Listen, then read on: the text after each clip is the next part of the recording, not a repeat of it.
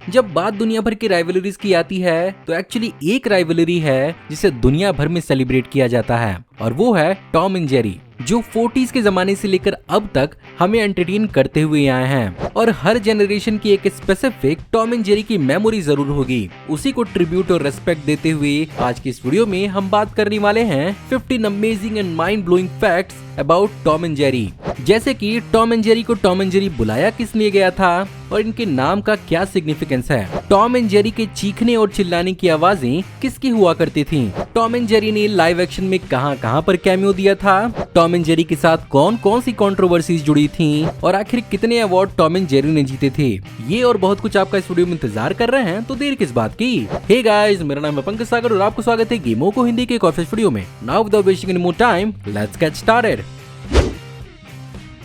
हम में से बहुत सारे 90s किड्स को ये बात थोड़ी शॉकिंग लग सकती है, बट एक्चुअली जिस टॉम एंड जेरी को हम लोग बचपन में एंजॉय किया करते थे उसकी एक्चुअली शुरुआत 1930s के जमाने में हुई थी, जब MGM स्टूडियोज के अंदर कैप्टन एंड द किड्स नाम की कार्टून सीरीज की पॉपुलैरिटी काफी ज्यादा कम हो रही थी। ऐसे में स्टूडियो ने अपने बेहतरीन एनिमेटर और स्टोरी टेलर्स जोसेफ बारबरा और विलियम हैना को एक साथ लाई, जिन दोनों ने एक ऐसे कॉन्सेप्ट का इजाद किया जहां पर दो इक्वल कैरेक्टर्स होंगे जो आपस में हमेशा लड़ते रहेंगे। जहां पर ओरिजिनली ये कहानी एक फॉक्स और डॉग की होने वाली थी, बट इवेंचुअली यहां पर कैट और माउस पर चीजों को सेटल किया गया, जहां पर इनिशियली स्टूडियो को बहुत ज्यादा यकीन नहीं था इस चीज पर। बट फिर भी टॉम एंड जेरी की पहली शॉर्ट फिल्म पुस गेट्स द बूट रिलीज हुई 1940 में, जहां पर ये अपनी आने वाली फ्यूचर शॉर्ट फिल्म में से सबसे ज्यादा लंबी अप्रोक्सीमेटली 9 मिनट्स की थी। और ये इवेंचुअली इतनी ज्यादा पॉपुलर हुई कि इसे ऑस्कर में बेस्ट एनिमेटेड शॉर्ट का नॉमिनेशन भी मिला था।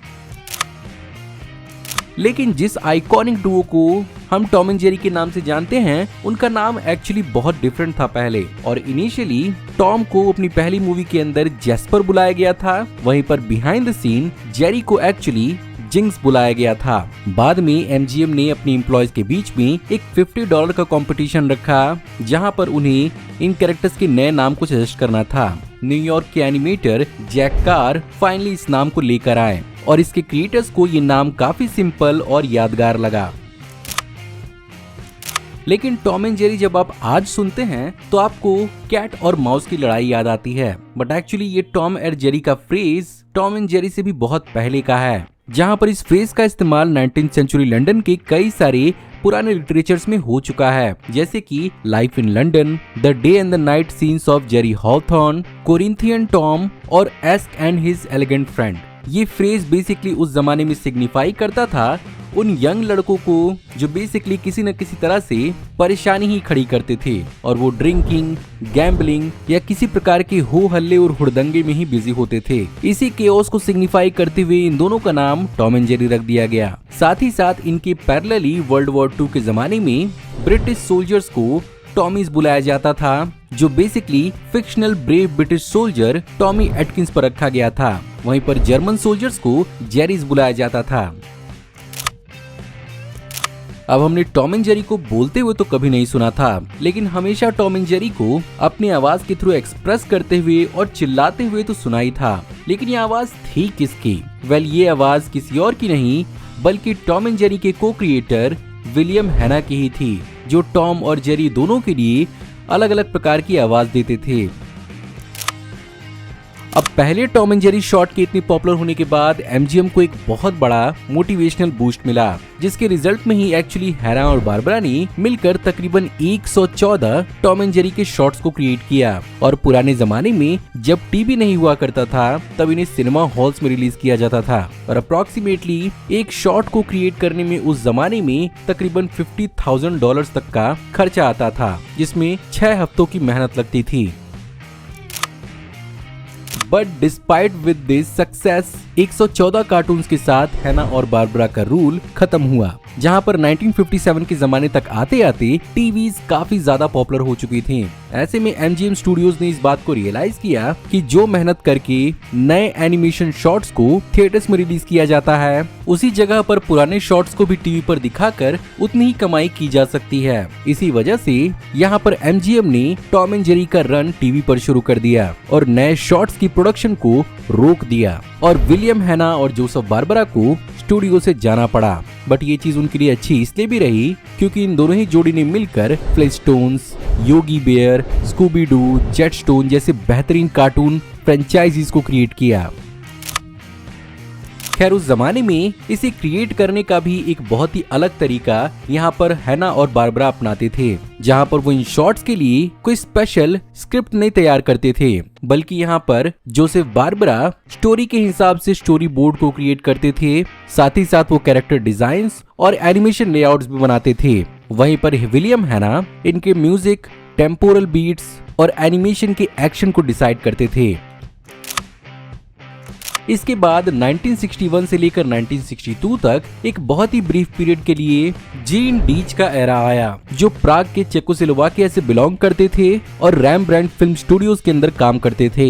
MGM ने उन्हें आउटसोर्स किया और यहाँ पर 13 टॉम एंड जेरी के शॉर्ट्स को उन्होंने क्रिएट किया था। और वो मानते थे कि टॉम एंड जेरी का एक दूसरे के ऊपर वायलेंस और पेनफुल अटैक से भले ही सेंसलेस कॉमेडी होती हो, बट वो एक्चुअली फैन थे टॉम एंड जेरी के आर्ट स्टाइल, कॉमेडी, टाइमिंग और एक्सप्रेशन के।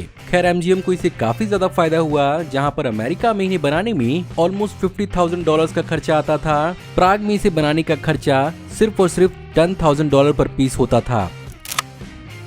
खैर इसके बाद में भी हमें बहुत सारे इसके एराज देखने को मिले, जिसमें जीन डीच के बाद 1963 से 1967 तक चला चक जोन्स का एरा, जिन्होंने 34 टॉम एंड जेरी शॉर्ट्स को क्रिएट किया था, जिसमें उन्होंने अपने डिस्टिंक्टिव स्टाइल के साथ साथ अपने साइकेडेलिक इन्फ्लुएंस के एक्सपीरियंस को भी यहाँ पर इम्बेड किया। और यहाँ पर टॉम एंड जेरी के डिजाइन को काफी ज्यादा सिंप्लीफाई किया गया था और टॉम को स्पेसिफिक थिकर आईब्राउज दी गई थी। इसके बाद 1975 से लेकर 1977 तक हैना बारबरा फिर आए, जहाँ पर इस बार उन्होंने टॉम एंड जेरी के 7 मिनट की 48 शॉर्ट्स को क्रिएट किया था, जिसे सैटरडे मॉर्निंग्स को टीवी पर दिखाया जाता था। इसके बाद 80 से लेकर 82 तक आया फिल्मेशन एरा, जिसमें ड्रूपी, स्पाइक, स्लिक वुल्फ और बार्नी बेयर जैसे नए कैरेक्टर्स को इंट्रोड्यूस किया गया। और फाइनली 1990 से लेकर 1994 तक हैना बारबरा एक बार फिर से आए, लेकिन इस बार Tom and Jerry kid show के लिए, जो बचपन में मेरा सबसे फेवरेट था।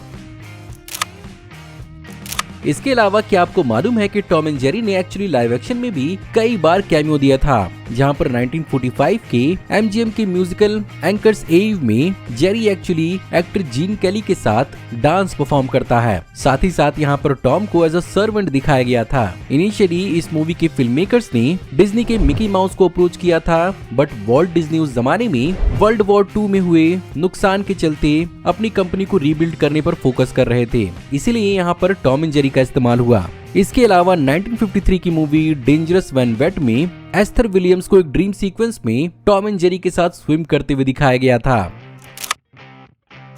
खैर टाइम पीरियड के हिसाब से बहुत सारी चीजें ऐसी होती हैं जो फ्यूचर में जाकर कई बार अनएक्सेप्टेबल या कंट्रोवर्शियल बन जाती हैं, और टॉम एंड जेरी के साथ भी ऐसा ही हुआ था, जहां पर जैसा कि टॉम एंड जेरी की शुरुआत 1940s में हुई थी, रेशियल इक्वालिटी और सिविल राइट्स मूवमेंट अमेरिका में 60s तक नहीं आया था। ऐसे में बहुत बार ऐसा देखा गया था जब टॉम एंड जेरी को कई बार ब्लैक फेस के साथ ब्लैक कम्युनिटी को स्टीरियोटाइप करते हुए दिखाया गया था।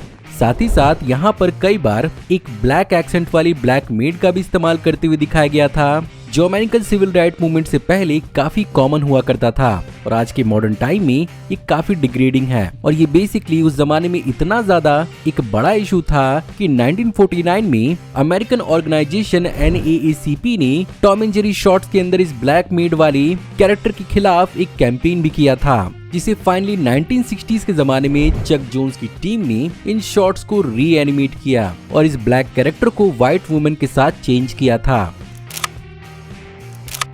टॉम एंड जेरी का इन्फ्लुएंस दुनिया भर में किसी से छुपा नहीं है, और ये खुद भी दुनिया भर के बहुत सारे आइकॉनिक चीजों के लिए इंस्पिरेशन बना है। For example Japanese mega anime one piece, जहाँ पर वन पीस क्रिएटर इचिरो ओदा ने इस बात को क्लेम किया कि जेरी का पंगे लेने का एटीट्यूड ही उन्होंने लूफी के कैरेक्टर के लिए इंस्पायर किया था। और जब बात इंस्पिरेशन की आ रही है, American practical joke reality show Jackass के इंस्पिरेशन के लिए भी टॉम एंड जेरी ही रिस्पॉन्सिबल है, जहां पर इस शो में दिखने वाले कॉमेडियन जॉनी नॉक्सविल ने इस बात को क्लेम किया कि कई सारे स्टंट्स एक्चुअली स्ट्रेट अप इस शो से उठाए गए थे। साथ ही साथ ऑगी एंड द कॉकरोचेस, जो दुनिया भर में आज बहुत ज्यादा पॉपुलर है, ये भी टॉम एंड जेरी से ही इंस्पायर हुआ था।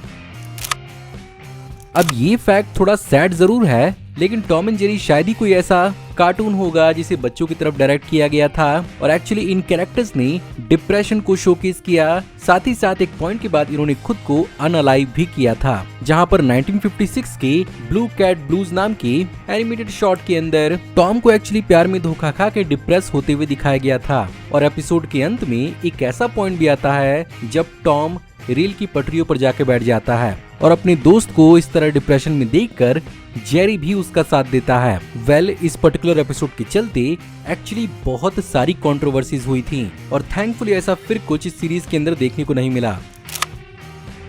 बात करें अगर क्रिटिकल परफॉर्मेंस की, तो टॉम एंड जेरीज ने थ्रू आउट द जेनरेशंस काफी ज्यादा अवार्ड बटोरे हैं, जहां पर अब तक टॉम एंड जेरी ने 7 ऑस्कर अवार्ड जीते हैं। इनके अलावा 6 और को इस अवार्ड के लिए नॉमिनेशन मिली थी।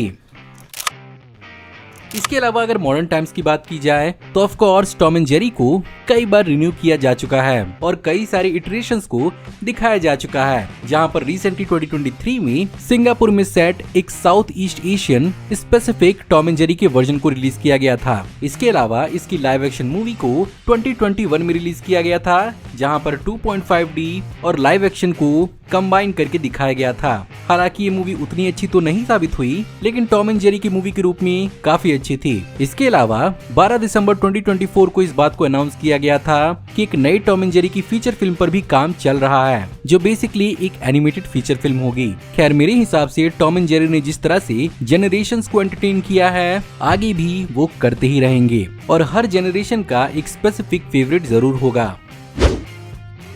सो गाइस, उम्मीद करता हूँ आपको आज की वीडियो पसंद जरूर आई होगी, और अगर आपको आज की वीडियो पसंद आई हो तो प्लीज वीडियो को लाइक जरूर करिएगा। कमेंट्स में आप बताइए कि आपको टॉम एंड जेरी के बारे में और क्या क्या मालूम है, और आप इस चैनल पर और क्या क्या देखना चाहते हैं। अगर आप इस चैनल पर नए हैं तो प्लीज चैनल को सब्सक्राइब कर लीजिए, क्योंकि मैं ऐसी ऑसम वीडियोस चैनल पर लाते रहते हैं। मैं जल्द ही आपको एक नई वीडियो में देखने को मिलूंगा, तब तक आप इन वीडियोस को एंजॉय कर सकते हैं। Thank you for watching, see you in the next video, till then take care, good bye.